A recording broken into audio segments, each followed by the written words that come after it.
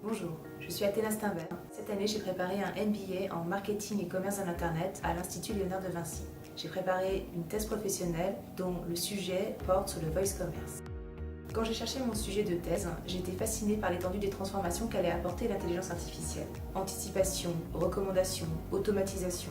C'est principalement dans leurs usages que les consommateurs vont mesurer l'impact de l'intelligence artificielle, ou plus précisément ne pas le mesurer, car l'IA promet plus de fluidité et moins de friction dans l'expérience utilisateur.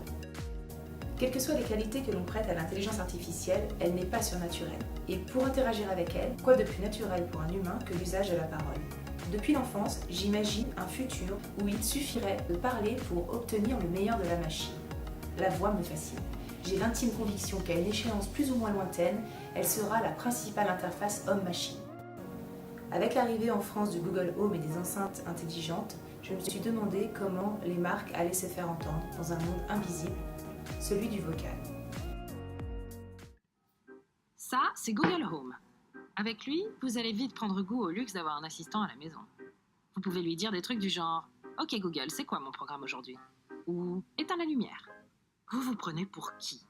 Pour une personne normale très importante avec un assistant qui peut dire « Le supermarché est ouvert jusqu'à 21h » ou « Votre vol pour Nice est à l'heure » ou même « Vous voulez que je vous appelle boss ? C'est bien ça ?» Quoi ? Allez, si t'insistes. La voix sera la principale interface homme-machine. J'en veux pour preuve la passionnante course à l'équipement que se livrent les géants du numérique pour doter un maximum de foyers en enceintes intelligentes. À la fin de l'année 2018, il devrait s'être vendu dans le monde plus de 100 millions d'unités depuis leur première commercialisation. Avec Siri, Apple a été le premier à proposer un assistant personnel disponible sur un smartphone. Très vite, Google et Microsoft répliquent avec Google Now et Cortana. Amazon, qui ne réussissait pas à imposer son OS sans terminal mobile, a eu la brillante idée de proposer un assistant personnel au domicile de ses clients. Non content de réintroduire le personnel de maison avec Alexa, Alexa, allume la lumière, mets la musique. Il crée un nouveau canal de vente, le voice commerce, où le magasin est désormais disponible depuis le canapé sans avoir à lever le petit doigt. De nombreux acteurs convoitent ce marché du vocal, qui est estimé à 40 milliards de dollars et où la porte d'entrée est le smart speaker. C'est maintenant à l'Asie de rentrer dans la course, avec la Chine qui à elle seule a tiré la moitié de la croissance du deuxième trimestre 2018. Mais le plus fort potentiel de développement pour les assistants vocaux qui peuplent ces enceintes se trouve ailleurs, dans les smartphones. À l'aune de 2021, on estime qu'il y aura sur Terre plus d'assistants vocaux que d'êtres humains. En 2017, 20% des recherches se faisaient par commande vocale selon Google. Certaines études prédisent qu'une recherche sur deux se fera sans écran en 2020. 65% des personnes équipées disent qu'elles ne pourraient revenir à une vie sans leur enceinte intelligente. 44% des utilisateurs déclarent utiliser plus souvent leurs assistants vocaux sur smartphone depuis qu'ils ont fait l'acquisition d'un smart speaker. Pourquoi un tel engouement pour la commande vocale ? Quels sont les usages des enceintes ? Sont-ils différents sur smartphone ? Ok Google, dois-je prendre un parapluie pour sortir ce soir ? Pardon, mais je ne sais pas comment vous aider. Ok Google, à quelle heure dois-je partir pour être à 18h à Oberkampf ? Alors là, vous me posez une colle. Ok Google, comment on écrit Oberkampf ? Excusez-moi, je ne comprends pas. Un peu frustrant, non ? Qu'en pense Loïs Le Seller, responsable produit et expert langage naturel chez Prosody Capgemini ? Alors ça peut paraître un petit peu frustrant que les enceintes connectées ne comprennent pas tout ce qu'on leur demande. Il faut savoir que la compréhension langage naturel n'est pas un sujet nouveau. On arrive à des résultats qui sont à un niveau de qualité très élevé sur des champs de domaines restreints, comme par exemple la relation client d'une banque, d'une assurance ou d'un service public. C'est ce que font les experts du langage naturel depuis quelques années. Mais simplement, aux enceintes connectées, on leur pose des questions qui peuvent être très surprenantes, sur des sujets très divers. Et là, en face de ce type de difficultés, on voit bien que les grands acteurs, et les GAFA en particulier, sont toujours confrontés à des demandes surprenantes qu'ils n'arrivent pas à traiter. Aujourd'hui, les programmes les constatent, pour ceux qui sont possesseurs d'un Google Assistant ou d'un Alexa, ils voient bien qu'ils sont de plus en plus pointus, font des propositions de plus en plus, intéressantes, surprenantes. Et finalement, aujourd'hui, il y a un dernier obstacle, qui est plutôt d'ailleurs l'obstacle des GAFA, qui est que pour que ça fonctionne, il faut que l'utilisateur final joue le jeu, c'est-à-dire qu'il propose un accès à ces données, alors qu'on sait que maintenant, du point de vue des citoyens, des consommateurs, la privacy des données, le fait de pouvoir garder la propriété de sa vie privée est de plus en plus un enjeu. D'un autre côté, pour les marques qui ont déjà établi une relation de confiance avec leurs clients ou avec les citoyens, ils ont peut-être moins cet obstacle-là que les GAFA. Et elles pourront justement peut-être tirer parti de cette relation de confiance pour être pertinentes, pour faire des propositions intéressantes qui marqueront des points auprès des consommateurs et des citoyens.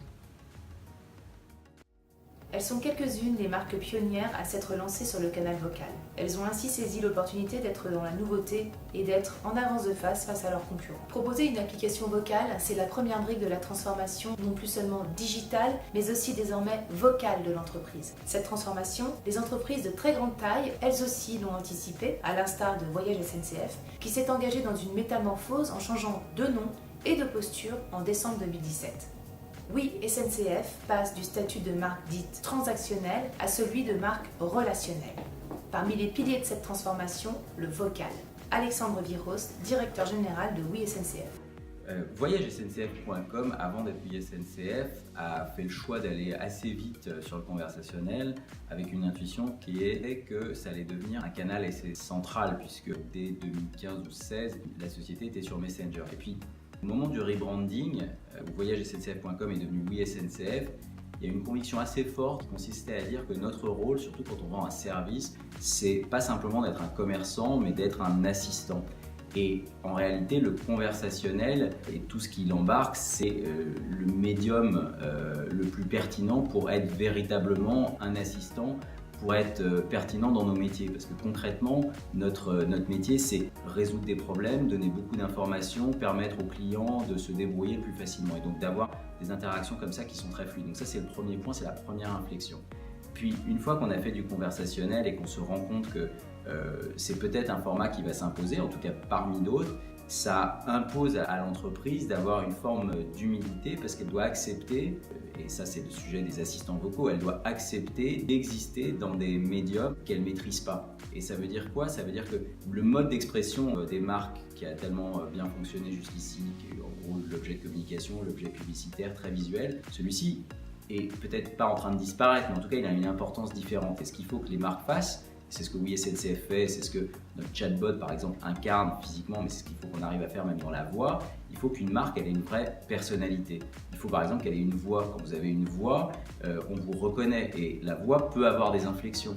Elle peut être colérique, elle peut être très directive, elle peut être à d'autres moments plus joyeuse, mais c'est toujours la même voix. Ça, c'est important de bien le comprendre. Et ça pose un vrai défi aux gens des marques et aux gens du marketing, parce que comment on communique quand la conversation devient le média? Quel est le sens qu'on se donne? Comment est-ce qu'on maîtrise nos codes à partir du moment où il y a une espèce de diffusion comme ça complètement orale de nos modes d'expression? Et c'est ça qu'on doit faire. Donc ça va très très loin le conversationnel.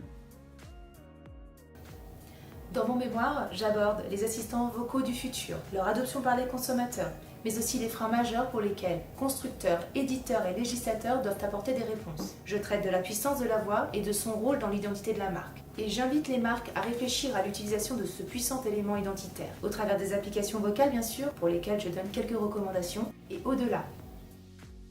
Et je les encourage à avoir la voix qui les définisse le mieux, la leur.